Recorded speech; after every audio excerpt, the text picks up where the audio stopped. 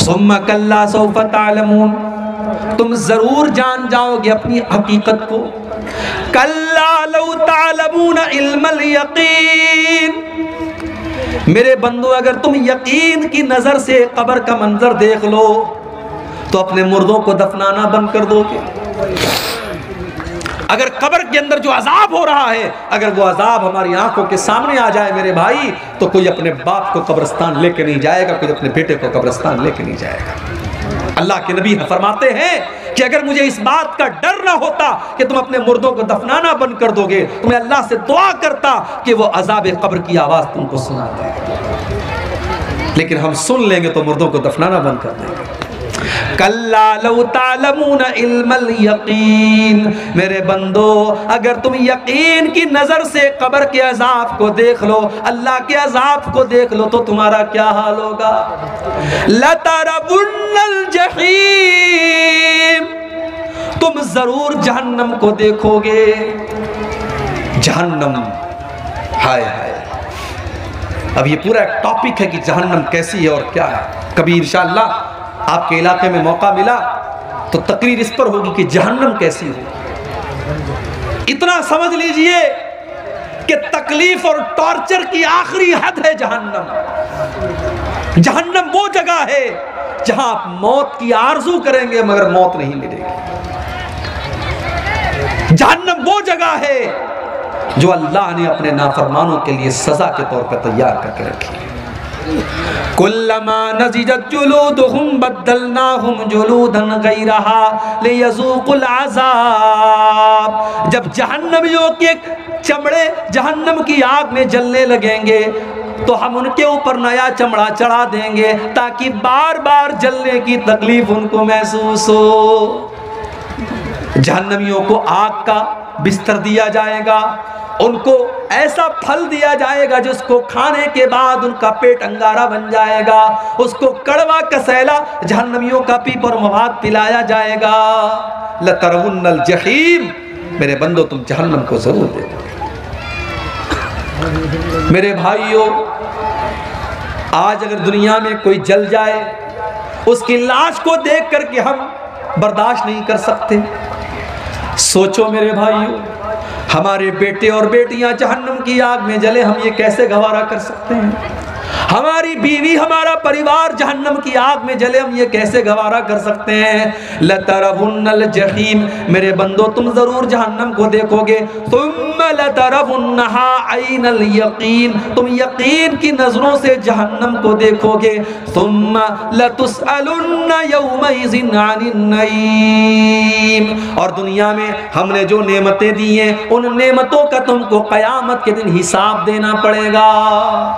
ایک واقعہ سنا کر کے بات ختم کر رہا ہوں، رات کافی ہو رہی ہے.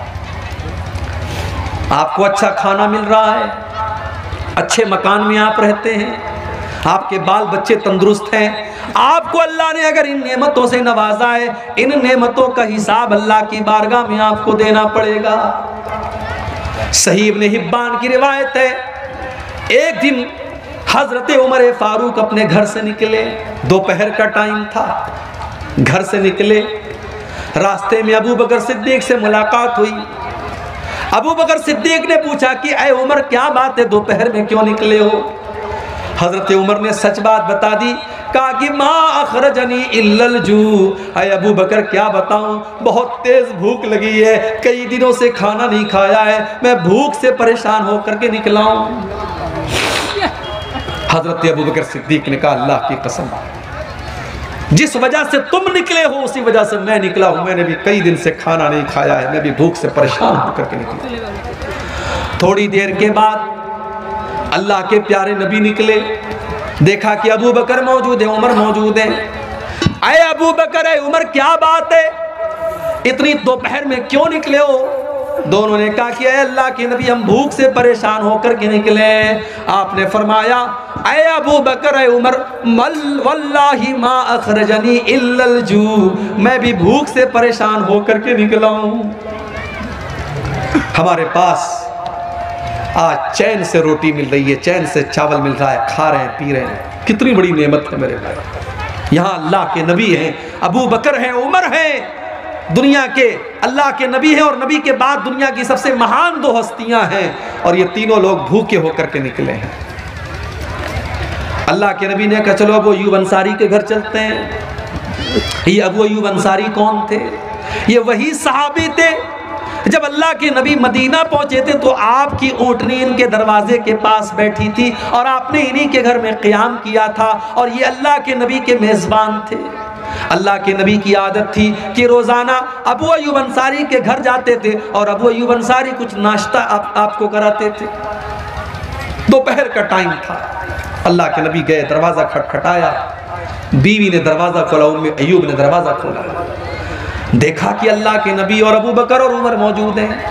ام ایوب نے کہا مرحبا، خوش آمدید، ویلکم، سواگت، اے اللہ کے نبی آپ میرے گھر پر پدھارے ہیں، آپ میرے گھر پر آئے ہیں، یہ تو میرے لیے بڑی قسمت کی بات ہے۔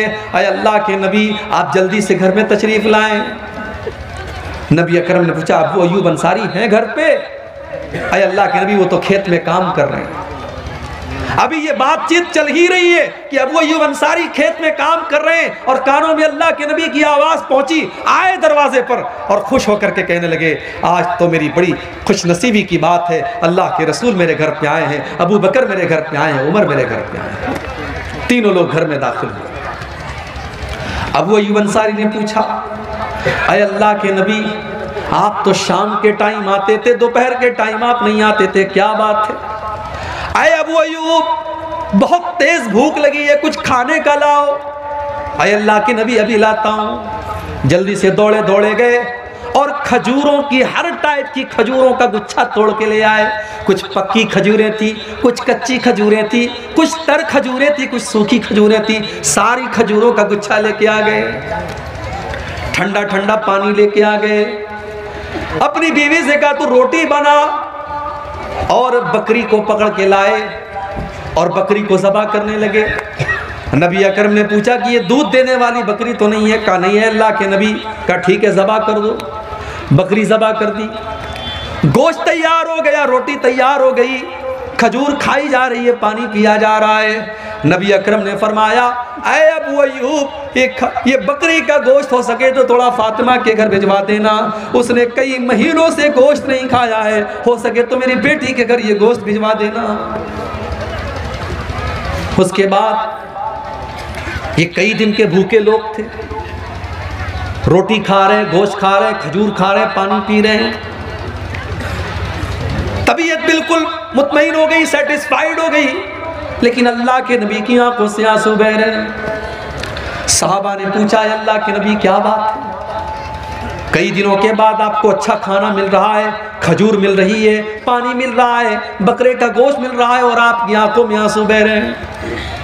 آپ نے فرمایا اے ابو بکر، اے عمر، ابھی کچھ دیر پہلے ہم تینوں اتنے بھوکے پیاسے تھے کہ اپنے گھر سے نڈھال ہو کر کے ہم نکلے تھے، اور ابھی اللہ نے کتنا نواز دیا، ٹھنڈا ٹھنڈا پانی بھی مل رہا ہے، ہر طریقے کی کھجوریں بھی مل رہی ہیں، بکرے کا گوشت بھی مل رہا ہے، اور روٹی بھی مل رہی ہے۔ اے ابو بکر، اے عمر، یہی تو اللہ کی وہ نعمتیں ہیں جن نعمتوں کا اللہ حساب لے گا، اور اللہ نے قرآن میں یہ کہہ بھی دیا ہے لَتُسْأَلُنَّ يَوْمَئِذٍ عَنِ النَّعِيمِ، میرے بندو تم سے اللہ تمہاری نعمتوں کا حساب لے گا۔ میرے بھائیوں، میرے نوجوان ساتھیوں، اگر آپ خوبصورت ہیں تو یہ خوبصورتی بھی نعمت ہے اور اللہ حساب لے گا۔ اگر آپ باڈی بلڈر ہیں اور آپ کے بدن میں طاقت ہے، اس طاقت کا اللہ حساب لے گا۔ اگر آپ پورے گاؤں میں سب سے زیادہ پیسے والے ہیں اور آپ کے پاس دولت ہے، اس دولت کا اللہ حساب لے گا۔ اگر آپ بال بچے والے ہیں اور آپ کے بہت سارے بچے ہیں اور سب تندرست ہیں، خوشحال ہیں، ان بچوں کا بھی اللہ حساب لے گا۔ لَتُسْأَلُنَّ يَوْمَئِذٍ عَنِ النَّعِيمِ۔ یہ دو گرو گھنٹال جو بیٹھے تھے، انہوں نے باپ دادا کا نام لے کر کے بہکانا شروع کیا، اور بخاری کے الفاظ ہیں، آخری لفظ جو ابو طالب کی زبان سے نکلا وہ کیا نکلا؟ علی ملت عبد المطلب، میں عبد المطلب کے مذہب پر دنیا سے جا رہا ہوں۔ کلمہ نہیں پڑھ پائے۔ اللہ کے نبی کہتے ہیں میرے چچا ابو طالب بھی جہنم میں جائیں گے، انہوں نے میرا ساتھ دیا تھا، ان کو ہلکا عذاب دیا جائے گا، ان کو جہنم میں آگ کی جوتی پہنائی جائے گی جو پیر میں پہنی جائے گی اور دماغ اس سے کھولے گا، یہ سب سے ہلکا عذاب ہوگا جو ابو طالب کو دیا جائے گا۔ ابو طالب کے قصے نے حقیقت کھول کر رکھ دی، ابو طالب کے قصے نے حقیقت کھول کر رکھ دی، نہ ہو آنکھیں تو گھر کی روشنی سے کچھ نہیں ہوتا۔ اللہ کے نبی کے چچا ہیں مگر نبی کے اوپر ایمان نہیں لائے، تو پہلی جو شرط ہے وہ ایمان ہے۔ ہمارے یو پی کے اندر ایک جگہ ہے فتح پور، الہ آباد اور کانپور کے بیچ میں ایک جگہ ہے فتح پور، وہاں کے ایک بہت بڑے سوامی جی ہیں، سوامی جی کا نام ہے سوامی لکشمی شنکراچاریہ۔ بڑے بڑے جلسوں میں ان کو بلایا جاتا ہے، فلائٹ کا ٹکٹ دے کر کے، ہزاروں لاکھوں کی رقم دے کر کے مسلمان ان کو جلسوں میں بلاتے ہیں۔ سوامی جی جلسے میں آتے ہیں، بڑی اچھی تقریر کرتے ہیں، اللہ کے نبی کی تعریف کرتے ہیں، مسلمان بیچارہ خوش ہو جاتا ہے، ارے یہ تو سوامی جی ہیں، یہ تو پنڈت جی ہیں، ماتھے پر ٹیکا لگائے ہوئے ہیں اور یہ اسلام کی تعریف کر رہے ہیں، ہمارے نبی کی تعریف کر رہے ہیں۔ سوامی جی تقریر کر کے، تعریف بٹور کر کے اور فلائٹ کے ٹکٹ کو لے کر کے چلے جاتے ہیں، لمبا چوڑا پیسہ لے کر کے چلے جاتے ہیں۔ او لوگو، ہماری عوام کتنی نادان ہے، ہماری عوام کتنی پاگل ہے کہ وہ اپنے مولویوں اور اپنے علماء کے منہ سے بھی اپنے نبی کی تعریف سننا نہیں چاہتی، اسے نبی کی تعریف بھی کسی سوامی کے منہ سے اچھی لگتی۔ میں کہتا ہوں اگر سوامی لکشمی شنکراچاریہ کو اسلام اتنا ہی پسند ہے اور اللہ کے نبی کی سیرت اتنی ہی پسند ہے کہ وہ جلسوں میں گھوم گھوم کر کے تقریر کر رہا ہے وہ انسان، تو وہ اسلام قبول کیوں نہیں کر رہا ہے؟ ایک صاحب بتانے لگے اسی بہار کے کہ ایک جگہ میں نے سوامی جی سے پوچھا کہ آپ اللہ کے نبی کے اوپر ایمان کیوں نہیں لاتے؟ تو سوامی جی کہتے یہ میرے اور میرے رب کے بیچ کا معاملہ ہے، یہ آپ کے اور آپ کے رب کے بیچ کا معاملہ نہیں، آپ کے پیٹ کا معاملہ ہے، یہ آپ کے پیٹ کا معاملہ ہے۔ جسے نبی کی تعریف کرنا ہے، جسے اسلام کی تعریف کرنا ہے اور جسے اسلام اتنا پسند ہے تو پورے بھارت کو گھوم کر کے وہ اسلام کی تعریف کر رہا ہے، وہ اسلام قبول کیوں نہیں کر رہا ہے؟ اس کا مطلب وہ ایک بہروپیہ ہے جس نے اس کو ایک پیشہ بنا لیا، ایک پروفیشن بنا لیا، ایک دھندا بنا لیا کہ مجھے اپنے حلقے میں اور اپنے لوگوں میں تو کوئی نہیں پوچھ رہا ہے، چلو مسلمان اپنے جلسوں میں بلا رہا ہے اور میری ایک انکم چل رہی ہے، چلو میں اسی میں لگا ہوں۔ تو نبی پر ایمان لانا یہ شرط ہے میرے بھائی۔ فَالَّذِينَ آمَنُوا بِهِ، جو لوگ نبی کے اوپر ایمان لائے، وَعَزَّرُوهُ، اور جنہوں نے نبی کا احترام کیا، نبی کا سمان کیا۔ نبی کا سمان بھی آپ کو کرنا ہے۔ بہت سارے لوگ کہتے ہیں کہ صاحب نبی ہمارے جیسے تھے، ہمارے بہت سارے دوسرے بھائی کہتے ہیں کہ یہ اہل حدیث لوگ نبی کو اپنے جیسا بولتے ہیں۔ سن لو، جو نبی کو اپنے جیسا مانتا وہ اہل حدیث نہیں ہے۔ اللہ کی قسم نبی ہمارے جیسے نہیں تھے، نبی انسان تھے مگر ہمارے جیسے نہیں تھے۔ ہم جب سو جاتے ہیں ہماری آنکھیں بھی سو جاتی ہیں، ہمارا دل بھی سو جاتا ہے۔ اللہ کے نبی فرماتے جب میں سوتا ہوں تنام عینی ولا ینام قلبی، میری آنکھیں سوتی ہیں مگر میرا دل نہیں سوتا، دل نہیں سوتا ہے، آنکھیں سوتی ہیں۔ اللہ کے نبی نماز پڑھا رہے ہیں، صحابہ سے کہتے اپنی صفیں سیدھی کر لو، فَإِنِّي أَنظُرُ مِنْ وَرَائِي، میں اپنے پیچھے بھی دیکھتا ہوں، پیچھے بھی دیکھتا ہوں۔ اللہ کے نبی صحابہ سے کہتے ہیں میں غصے میں بھی کوئی ایسی بات نہیں کہتا ہوں جو حق کے خلاف ہو۔ آپ کے پسینے سے خوشبو آیا کرتی تھی، آپ کے اوپر آپ کی مٹھی میں کنکر کلمہ پڑھنے لگتا تھا اور پیڑ اور پودے آپ کو سلام کرنے لگتے تھے۔ آپ کا سینہ چاک کر کے آپ کے دل کو زمزم سے دھویا گیا، آپ کو معراج کے اوپر لے کے جایا گیا۔ آپ ہمارے جیسے نہیں تھے میرے بھائیوں، آپ انسان ضرور تھے مگر اللہ تعالیٰ نے بہت ساری وشیشتاؤں سے اور بہت ساری خصوصیات سے آپ کو نوازا تھا۔ لہٰذا جو لوگ یہ کہتے ہیں کہ نبی ہمارے جیسے تھے وہ اپنی غلط فہمی دور کر لیں۔ اللہ کے نبی مقام اور مرتبے اور درجے میں اور خصوصیات میں ہم سے بہت الگ تھے۔ ہاں انسان تھے آپ، اگر کوئی آپ کو انسان نہیں مانتا ہے تو یہ اس کی بہت بڑی غلطی ہے، یہ بہت بڑی نادانی۔ تو پہلا کام کیا کرنا ہے؟ بولو بھائی، نبی پر ایمان لانا ہے، اور دوسرا کام کرنا ہے نبی کا آپ کو سمان کرنا ہے، نبی کی عزت کرنی ہے، نبی کی رسپیکٹ کرنی ہے۔ مگر یہاں ایک چیز نوٹ کر لیجیے، نبی کا احترام اور نبی کا سمان اپنی جگہ ہے، مگر نبی کے مقام کو اتنا نہ بڑھاؤ کہ ان کو اللہ کے مقام تک لے کے چلے جائے۔ عیسائی لوگ بھی تو حضرت عیسیٰ کو مانتے ہیں، بہت مانتے ہیں، مگر ان کی محبت ان کے کام نہیں آئے گی، کیونکہ وہ عیسیٰ علیہ السلام کو سن آف گاڈ مانتے ہیں، اللہ کا بیٹا مانتے ہیں، اور یہ بہت بڑی گالی ہے جو وہ اللہ کو دیتے ہیں، اس سے بڑی گالی اللہ کے لیے کوئی نہیں ہو سکتی۔ اسی لیے اللہ کے نبی فرماتے لا تطرونی کما اطرت النصارى عیسی ابن مریم، او لوگو تم مجھے اتنا نہ بڑھانا جتنا عیسائیوں نے عیسیٰ ابن مریم کو بڑھایا تھا۔ انما انا عبد، میں تو اللہ کا بندہ ہوں، فقولوا عبد اللہ ورسولہ، تم مجھے اللہ کا بندہ ہی کہا کرو، اللہ کا رسول ہی کہا کرو۔ اللہ کے نبی اپنی ساری خوبیوں کے باوجود اللہ کے بندے تھے، اور بندے کا کمال یہی ہے کہ بندے کو بندہ کہا جائے۔ اگر کوئی اللہ کے مقام تک اللہ کے نبی کو پہنچانے کی کوشش کرتا ہے تو یہ بہت بڑا گناہ ہے اور آپ کی شان میں غلو ہے۔ تو دو چیزیں میں نے بیان کر دی، دو چیزیں اور بیان کر کے بات ختم کرتا ہوں۔ نبی پر ایمان لانا ضروری ہے، نبی کا احترام کرنا ضروری ہے، اور تیسری چیز وَنَصَرُوهُ، اور نبی کی مدد کرو۔ میرے بھائیو، نبی کی مدد ہم کیسے کریں گے؟ ہماری ماں کو کوئی برا بھلا کہہ دے ہمیں غصہ آتا ہے، ہمارے باپ کو کوئی گالی دے دے ہم لڑنے لگتے ہیں۔ ہمارے نبی بھی تو ہمارے چہتے ہیں، اگر ہمارے نبی کا کوئی کارٹون بناتا ہے، کوئی ہمارے نبی کی توہین کرتا ہے، کوئی ہمارے نبی کے بارے میں غلط زبان استعمال کرتا ہے، اس کے اوپر بھی ہمیں غصہ آنا چاہیے، اس کے خلاف بھی ہم قانون کے دائرے میں رہ کر کے کارروائی کریں، اور ہم کوشش کریں کہ نبی کی توہین کرنے والا اپنے انجام تک پہنچے۔ نبی کی مدد کرو۔ اور ایک بات اور یاد رکھو، نبی کی مدد میں نبی کے دین کی مدد بھی شامل ہے۔ یہ بڑے بڑے مدرسے، یہ دینی ادارے، یہ بھی تو نبی کے مشن کو آگے بڑھا رہے ہیں۔ یہاں سے پڑھنے والے بچے جو تیار ہو رہے ہیں، یہ دین کی دعوت پھیلا رہے ہیں، یہ اسلام کی خدمت کر رہے ہیں۔ یہاں سے پڑھنے والی بچیاں جو عالمہ ہو رہی ہیں، وہ دین کی خدمت کر رہی ہیں۔ ان مدرسوں کی، ان مسجدوں کی، ان دعوتی اداروں کی مدد کرنا بھی نبی کی مدد کرنا ہے۔ مگر ہم نے کیا کیا؟ ہم نے یہی کیا کہ ہم نے سماج کا سب سے حقیر طبقہ بنا دیا اپنے علماء۔ یہ علماء جو نبی کے وارث ہیں، یہ علماء جو اللہ کے نبی کے دین کو ہم تک پہنچاتے ہیں، ہم نے 5-6 ہزار کی معمولی تنخواہیں دے کر کے اپنے علماء کو ذلیل ترین بنا دیا۔ ایک سڑک پر جھاڑو دینے والے بھنگی کی تنخواہ بھی آج مسجد کے امام سے زیادہ ہے، اور مسجد کا امام بیچارہ کبھی اگر سجدہ لمبا کر دے، قرات لمبی کر دے، تو سارے لوگ اعتراض کرنے کے لیے تیار ہو جاتے ہیں، سارے لوگ اعتراض کرنے کے لیے تیار ہو جاتے ہیں۔ مولوی صاحب آج آپ کا سجدہ بڑا لمبا ہو گیا، مولوی صاحب آج آپ نے عشاء کی نماز بڑی لمبی پڑھا دی۔